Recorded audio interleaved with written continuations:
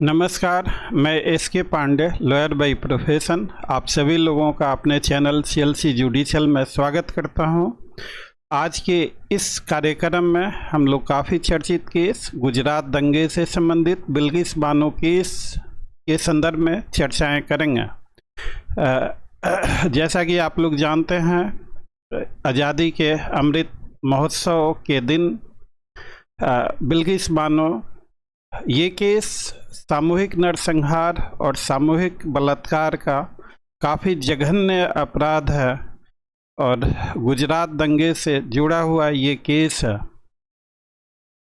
इस केस में 11 दोषियों को 15 अगस्त 2022 के दिन उनकी उम्र कैद की सज़ा 14 साल पूरी होने के बाद ख़त्म कर दी गई और उन्हें जेल से रिहा कर दिया गया। इसके कारण सोशल मीडिया पे तरह तरह की चर्चाएं हो रही हैं। कुछ लोग सरकार पे उंगली उठा रहे हैं, कुछ लोग सरकार के भी पक्ष में बयान दे रहे हैं, कुछ लोग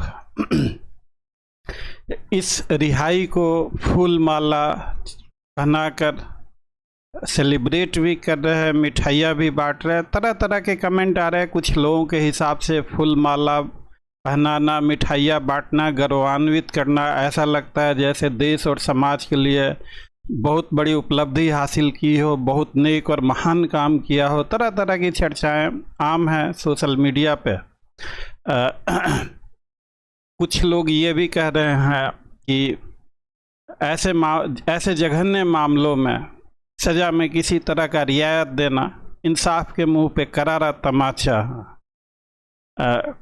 कुछ लोगों के हिसाब से सरकार के पास पावर है, ऐसे कानूनी प्रावधान हैं जिसके अंतर्गत उम्र कैद की सज़ा को 14 साल पूरा होने के बाद दोषी को रिहा किया जा सकता है। हम लोग इस चैनल के माध्यम से हम लोग मैं किसी भी तरह के पॉलिटिकल कमेंट में विश्वास नहीं रखता और ऐसे मुद्दों पे राजनीति ना हो तो ज़्यादा बेहतर हमारे देश और समाज के लिए होगा। हम लोग इस केस के संदर्भ में कानूनी पहलुओं पे विचार करेंगे, उन पे चर्चा करेंगे। आपके माइंड में किसी भी तरह का क्वेश्चन हो इस केस से संबंधित तो कमेंट में लिखकर हमें ज़रूर बताएं। हम यथासंभव प्रयास करेंगे कि आपके हर सवालों का जवाब दें। तो आइए शुरू करते हैं इस केस के फैक्ट्स को। 2002 से रिलेटेड ये ऑफेंस है। विक्टिम बिल्किस बानो उस समय 5 महीने की प्रेग्नेंट थी। उसके 7 परिवार वालों की हत्या उसके सामने कर दी गई। इतना ही नहीं, उसकी गोद में एक 3.5 साल की छोटी बच्ची थी, उसे भी पटक पटक कर मार डाला गया। केस लोकल पुलिस के हवाले किया गया। लोकल पुलिस पे पक्षपात का आरोप लगा। अंततः इस केस को CBI को हैंड ओवर कर दिया गया। काफ़ी चर्चाएं हुई, लोगों ने शंकाएं व्यक्त करी, तो सुप्रीम कोर्ट ने इस केस को गुजरात से महाराष्ट्र ट्रांसफ़र कर दिया। ट्रायल कोर्ट ने 2008 में सभी 11 दोषियों को उम्र कैद की सज़ा सुनाई तथा अन्य 7 आरोपियों को रिहा कर दिया सबूतों और साक्ष्य के अभाव में। ट्रायल कोर्ट के द्वारा जो उम्र कैद की सज़ा पास की गई थी, हाई कोर्ट ने मई 2019 में उस सज़ा को कन्फर्म कर दिया। अप्रैल 2019 में सुप्रीम कोर्ट ने विक्टिम को 50 लाख रुपए कंपनसेशन पे करने का आदेश पारित किया। पहले गुजरात गवर्नमेंट ने 5 लाख रुपया ही दिया था हर्जाने जाने के तौर पे, जिसे विक्टिम पीड़ित पक्ष ने लेने से मना कर दिया गया था। अंततः सुप्रीम कोर्ट ने अप्रैल 2019 में इस 5 लाख के हर्जाने को इन्हांस कर 50 लाख कर दिया गया और विक्टिम फैमिली को दिया गया। सवाल ये उठता है कि क्या अदालत से सज़ा होने के बाद सरकार उस सज़ा में कुछ रियायत दे सकती है या नहीं दे सकती? तो जी, सरकार के पास ऐसा कानूनी अधिकार है और इसका सेक्शन 432 CRPC 433 433A ये सारे सेक्शंस हैं। CRPC में सेक्शन 432 को यहाँ पे एज इट इज लिख के कॉपी पेस्ट कर दिया गया है। इसका एक इम्पॉर्टेंट पहलू है जिस पे मैं चर्चा करना चाहूँगा, क्लॉज B, कि कौन सी सरकार को पावर होगा, एप्रोप्रिएट गवर्नमेंट कौन सी होगी, तो इसके हिसाब से government of the state with in which the offender is sentence और the seat order is passed. तो इस प्रावधान को पढ़ने से, चूँकि सज़ा महाराष्ट्र में सुनाई गई थी, तो एप्रोप्रिएट गवर्नमेंट महाराष्ट्र गवर्नमेंट होनी चाहिए, ना कि गुजरात गवर्नमेंट। हालांकि दोषियों ने एक पिटीशन हाई कोर्ट में दाखिल किया था और रिमिशन और कम्यूटेशन के लिए उसमें आवेदन किया था, तो हाई कोर्ट ने उनकी पिटीशन को खारिज कर दी और केस का हवाला दिया union of India versus Sriharan Murugan case.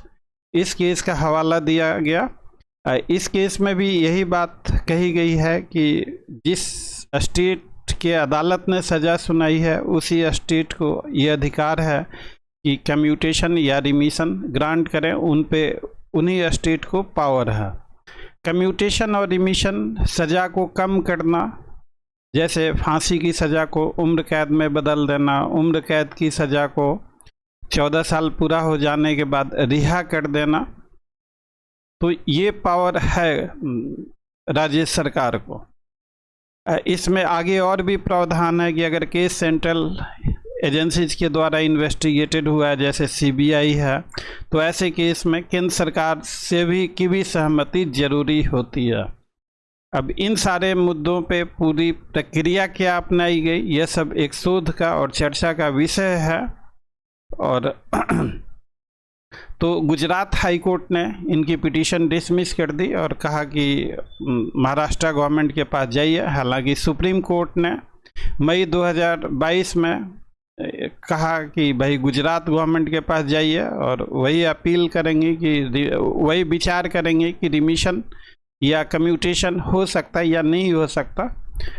दोषियों ने गुजरात गवर्नमेंट के पास याचिका दायर कर रिमिशन और कम्यूटेशन की प्रार्थना की, जिस याचिका पे गुजरात सरकार ने उनकी नेक चलनी और इन सारे तमाम चीज़ों को देखते हुए 15 अगस्त 2022 को इनको रिहा कर दिया गया।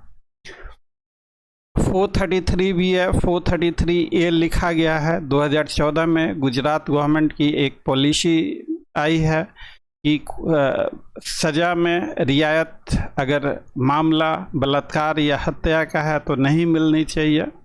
जून 2022 में भी केंद्र सरकार के द्वारा एडवाइजरी जारी की गई है कि हत्या और बलात्कार के मामले में रियायत नहीं देना चाहिए।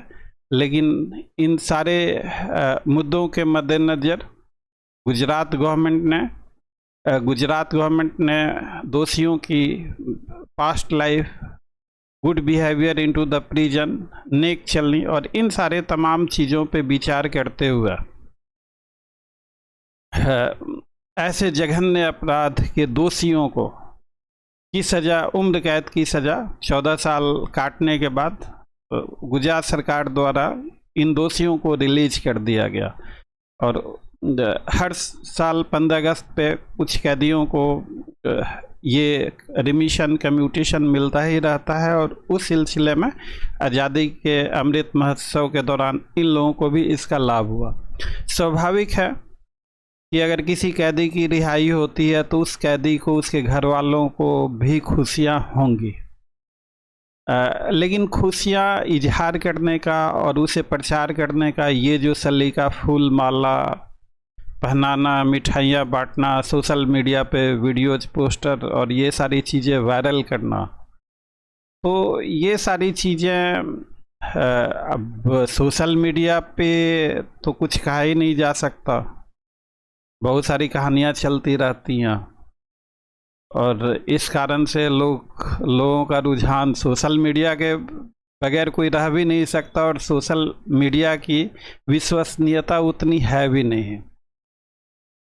तो नंबर 1 कि किसी भी कैदी की अगर रिहाई होती है तो स्वाभाविक है कि उसके घर वालों, परिवार वालों, उसके रिश्तेदारों को, चाहे बेशक उसने जघन्य अपराध भी क्यों न किया हो, तो उसे खुशी होगी ही होगी। लेकिन साथ में दूसरा सवाल ये बैठता है कि क्या ऐसे जघन्य अपराध, सामूहिक हत्या, सामूहिक बलात्कार क्या ऐसे मामलों में भी रियायत होनी चाहिए या नहीं होनी चाहिए? हालांकि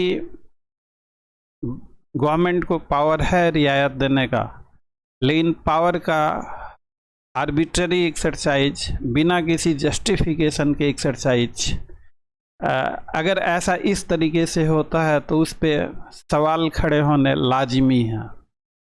अब जहाँ तक मैं समझता हूँ, अदालत ही फाइनल अथॉरिटी होनी चाहिए सज़ा देने या सज़ा कम करने की।